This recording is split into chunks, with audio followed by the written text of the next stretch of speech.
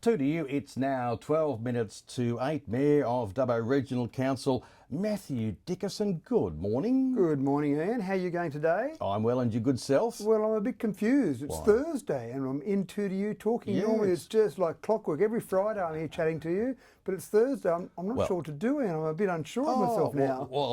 I'll tell you what you can do a minute, maybe off air. No, I've got the day off tomorrow, thankfully. Pete Davis in for two to you breakfast tomorrow morning, but it is a big day. Well, in fact, within the LGA, things kicking off this afternoon, this evening. Yeah, 6:30 p.m. at Cameron Park in Wellington. We've got our Australia Day event for the Wellington area, and obviously anyone's welcome to come from Dubbo down to Wellington as well. We've got our ambassador, Reece Muldoon, so a lot of people would know him from his various TV credits. Go back to the old days, McLeod's Daughters, go back to the new days, House Husband, so he's got a long career. So absolutely people might want to go down and meet Reece, and I've always found the ambassadors are very good at talking to people after the ceremony, signing autographs, having photos, just chatting, whatever they need to do. I was going to ask you, you're going down with your autograph book there. I actually don't know that people get autographs as much as they used to. It's all about selfies these days, isn't it, rather than autographs? Yeah. Oh, you've got the technology to do that. All angles. Well, you even see the cricketers hanging around the boundary when the kids reach over the boundary. The cricketers grab their phone and take the selfie rather than just sign the hat so much. Yeah. So, no, I won't take my autograph book in answer to your question, thank you. But that'll be a great event. We've got our Deputy Mayor, Richard Ivey, will give our council address. We've got our Aboriginal speaker. We've got the awards, the Australia Day Awards there as well. So it'll be a fantastic event. And then, of course, tomorrow morning, 8 a.m, trying to beat the heat, but it's still fairly hot today at 8 a.m. So tomorrow morning will be pretty similar, but we are doing it as early as possible. And where we situate all the seats for the ceremony, as much as possible, we keep them in the shade, and they should stay in the shade for about the hour of the ceremony. So from 8 till 9 the ceremony will go, and those seats pretty much stay in the shade. So even though it'll be warm out, you're not going to be in direct sun. So 8 o'clock tomorrow morning, we've got our ambassador, Sam Cawthorne. We've got, again, an Aboriginal address. I'll give the council address. And of course, we've got the Australia Day Awards. But the added bonus for the Dubbo event in Victoria Park is that we also do a citizenship ceremony.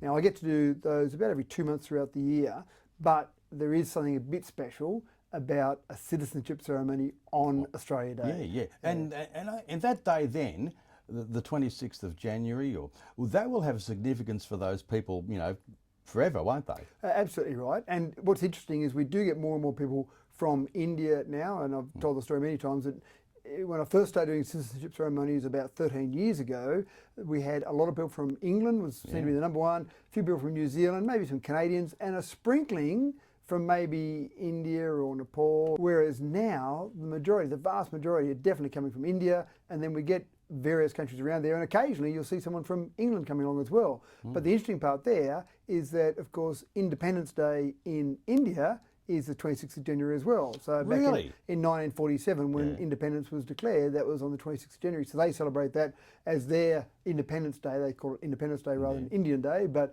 we celebrate that same day. So with a lot of Indian people here in Dubbo, they may well come along and celebrate as part of that as well. As you may have mentioned in one of our previous chats a while back there, there's no regulation as such from the government to say that citizens, you don't only just award citizenships on the 26th of January these days, do you? Well, no, and that's been for a long time. There's too many people that want to become new citizens of this nation. You couldn't wait until one time a year. And we're doing them more regularly now because we used to do them every 3 months, but they were getting too big, and you like to keep them a little bit personal. You don't want to be part of a ceremony that had hundreds of people at it. So we were getting to the stage where some of our ceremonies were getting to 50 people or more. So we've actually cut it back now, and about every 2 months we do a citizenship. We're still doing probably about 30 each time we do that every 2 months on Australia Day, because we do them so regularly. And the last one we did was only, from memory, end of November, might have been early December, but it wasn't that long ago we did our last citizenship. So on Australia Day, we've got around the 30, mid-30s there as well. But what an exciting day to do it. Normally when you do a citizenship, you've got people that are associated with those individuals that are becoming citizens. So you might have some family members, you might have some friends, but you'll get an audience. Typically, if you've got 30 new citizens, you might have 80 or maybe 90 people there in the audience. But on Australia Day, we typically get an audience of 400 or 500. So having that as your audience when you become a citizen, and having the very generous and genuine applause from those people when you do become a citizen, I think for those people would make it a very special day. Certainly it would. Now, also, too, you did a bit of inspection yesterday of the shared pathway here along the Macquarie River in Dubbo.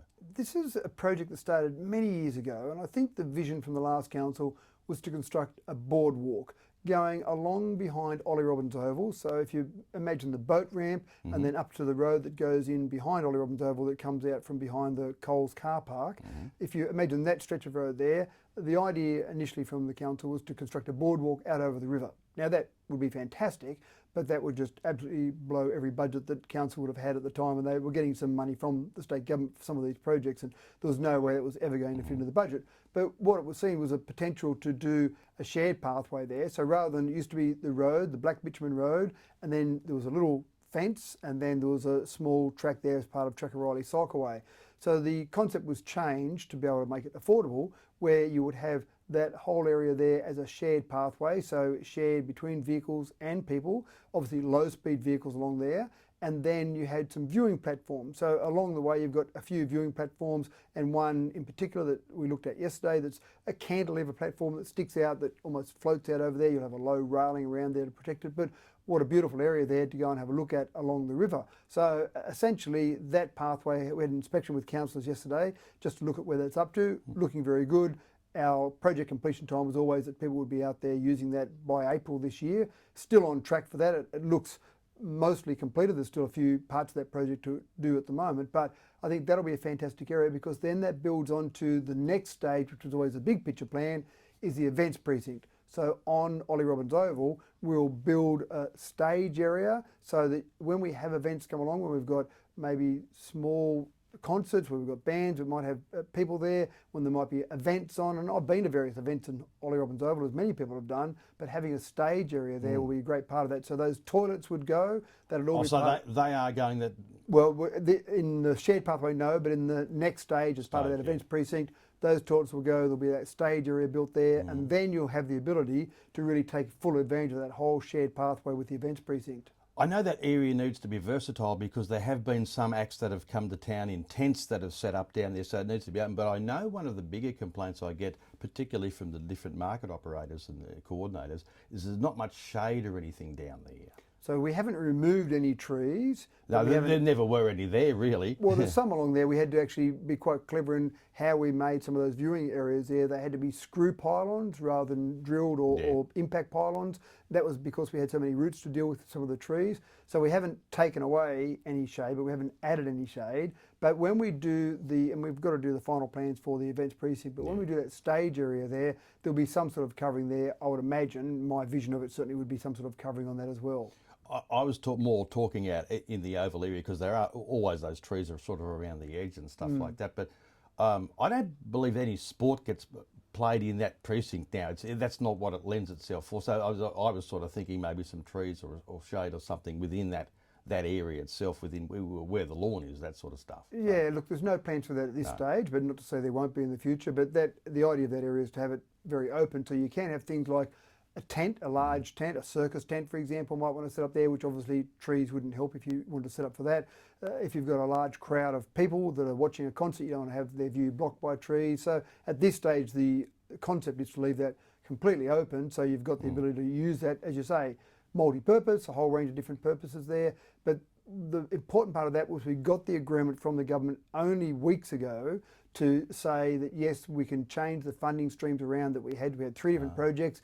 We needed to change those funding streams around so that we could do that events precinct, because shared pathway was step 1. We wanted to then go through and make sure we could do that events precinct, which we can now do. So we'll probably go out to tender for that around the March time frame. It'll probably take a year before we finish that, so sometime next year that whole area will be finished. But in the meantime, you've got that first part which you'll be able to walk along, and there'll probably be some bollards of some description that we'll put in so that we can block off that from vehicles if we need to, and let vehicles go along. But initially the idea would be vehicles could travel along there, as well as people walking out on Track-a-Riley or running or riding bikes or whatever. It'll be important that cars stay at a very low speed limit though. I think that it'll end up looking, a far better area than what it currently is by the sounds of that anyway. So. Yeah, absolutely right. And it is a lovely area there. In fact, I ran into some French tourists there the other day. I was just past that area there and had a chat to them, and they were just sitting there looking at this beautiful area and saying, what a wonderful area this is. Wonder if they were out of the backpacker tent city that's set up further down there, Matthew. Well, they looked like they had their own camper van, so they probably took care of themselves.